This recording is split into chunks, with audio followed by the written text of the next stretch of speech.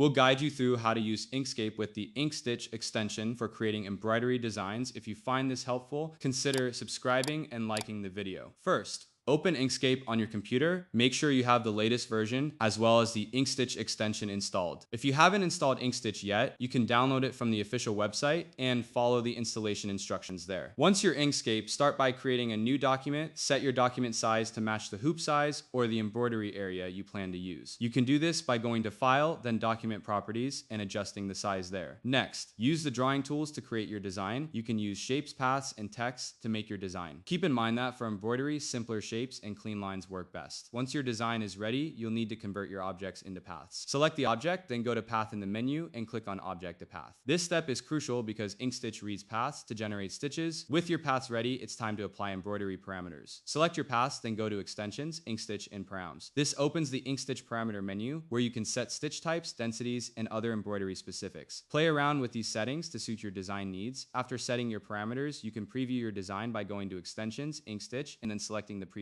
option. This allows you to see a simulation of how the stitches will look, which is incredibly useful for making adjustments. Once you're satisfied with the preview, it's time to save your design in a format that your embroidery machine can read. Go to File, Save As, and choose the appropriate embroidery file format, like PES or DST, depending on your machine. Make sure to double check the settings to ensure compatibility with your embroidery machine. And there you have it. You've successfully created an embroidery design using Inkscape and Inkstitch. Don't forget to subscribe and comment if this helped you out.